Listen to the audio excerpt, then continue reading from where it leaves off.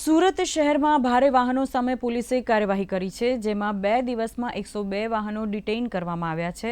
તો શહેરમાં વધી રહેલા માર્ગ અકસ્માતોને લઈને પોલીસ દ્વારા ખાસ ડ્રાઈવ હાથ ધરવામાં આવી છે, જેમાં શહેરમાં સવારે 8 થી બપોરે 1 અને સાંજે 5 થી રાત્રે 10 કલાક સુધી ભારે વાહનોના પ્રવેશ પર પ્રતિબંધ છે. ત્યારે આ સમયગાળામાં પ્રવેશ કરનારા વાહન ચાલકો વિરુદ્ધ જાહેરનામાના ભંગ અને મોટર વાહન અધિનિયમ અંતર્ગત પગલાં લેવામાં આવી રહ્યા છે.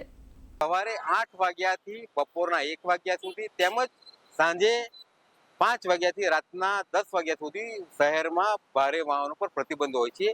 આ સમય દરમિયાન જેટલા પણ વ્હીકલ નીકળ્યા છે તેમને અમે 200 MB એક્ટ ની 207 કલમ મુજબ એમને ડિટેન કરેલા છે. આરટીઓનો એને મેમો આપ્યો છે. તેમજ આવા વ્હીકલો પ્રતિબંધિત સમય દરમિયાન નીકળતા હોય છે, જાહેરનામાનો ભંગ કરતા હોય છે, તેના વિરુદ્ધ FIRની હાલ કાર્યવાહી ચાલુમાં છે.